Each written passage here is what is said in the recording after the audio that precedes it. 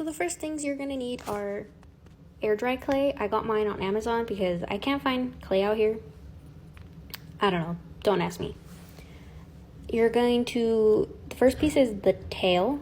You're going to smash it up, flatten it like a tortilla, and just flatten it out. Then you're going to cut it. It's kind of going to be like a triangle. Just the first part has to be a little pointy, not really, because that's what's going to go into the first piece. At the bottom of the tail, shape it however you want. This is just how I've always shaped fish's tails. I just always imagine them like this. I don't know. That's how I always drew them when I drew a fish. So then you're going to take your needle, poke a hole. That's where your string is going to go, and it won't be noticeable, the string.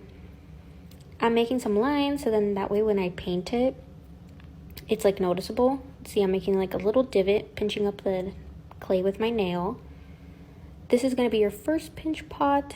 It's going from smallest to biggest. Make it wide enough from the inside just to let tail in.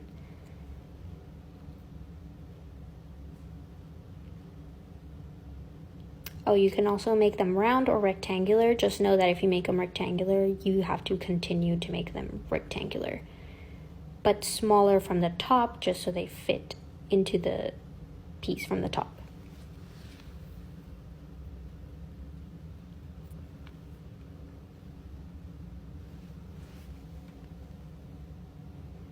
Mr. Koi is rounded.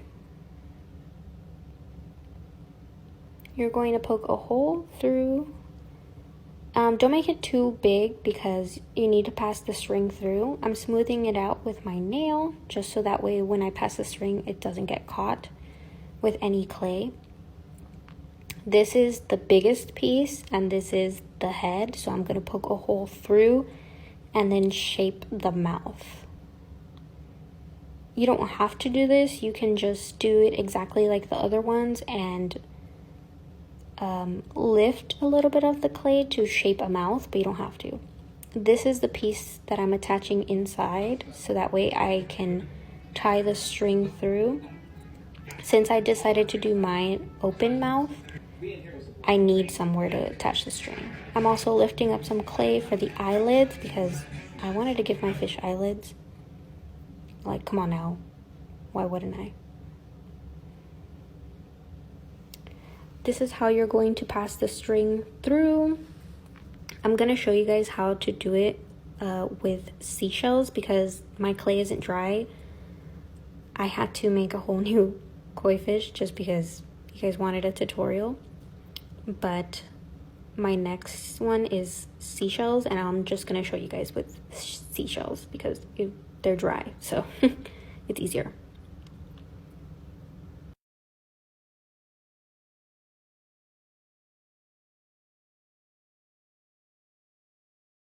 So because my clay is not dry, I can't really show you step by step on how to assemble the koi fish, but it's basically tail first, small piece, and then continue to stack until it progresses to the biggest piece, which is the head. So I also didn't have enough clay to make more pieces.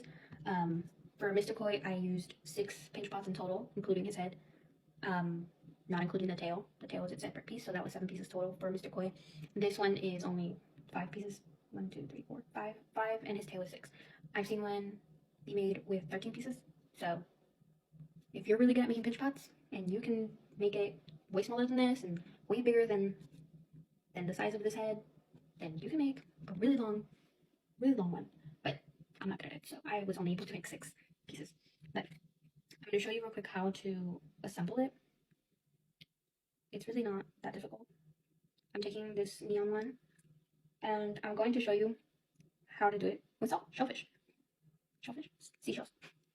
Oh, so let's just assume this is the tail. You're going to pass the string through, take the loop, and pass the string through the loop until you get it just like this. So this is the tail. This is the piece that's supposed to be the tail. See, there's no string at the bottom hanging loose. It's all going to be hidden within the piece of the body. So after this, I tie a knot because I don't want it to move. I want it to come apart. So that's going to be the top piece. And that's the tail. Then you take the smallest piece. You're going to pass the second piece through.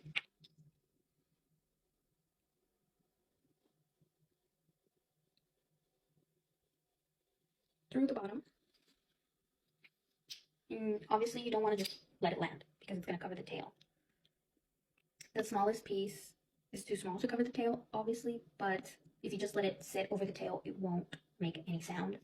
So you want to have it above the tail, sitting right at the edge, like right around the bottom. See how like I can go maybe half of my finger? You want it just the fingertip. So that way the tail has enough space to move around and clink. And that's going to keep happening with the rest of the pieces. Again, you just want enough to where it covers the top part, but not the whole thing. Because it won't make any sound if it just sits in there. So you just want to have it a little overlap so it has space to move. Same with the tail. You don't want it in there because it won't make any sound. You want it a little bit so it clinks around. So with the seashell, you're going to do the same thing, but we're imagining it's the fish. So you want to measure out exactly where it's going to clink. And you're going to pull it out and tie your first knot.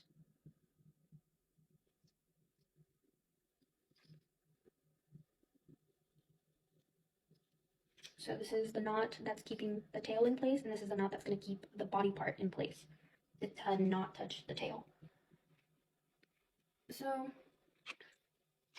you want to test it before you continue to make knots to make it thick enough to where it won't fall out. So since I'm testing it, and this is the right spot, I'm going to make another knot. I'm going to pull it out and make another knot to keep it secure and to make sure that it doesn't go through the hole of the fish's body part. Because since it's like a thick enough hole, one little string can go right through that. Some of the people that I saw their videos on YouTube, they used beads. It's really hard for me to get beads out here or any craft supplies. So I didn't have beads, so I just kept making bigger knots until it was big enough to where I felt it was safe and it wasn't going to move around. Or it wasn't going to pass right through and then the body part is overlapping the tail.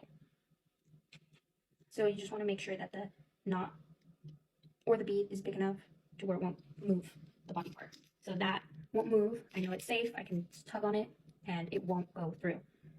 Then you want to tug and make a knot above it so that it doesn't go up while you are trying to put the next body part.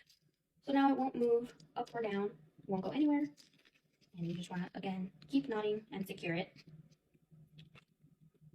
in its place. And now it's secure, and it won't go anywhere, and you just keep repeating the process until you get to the top of the head.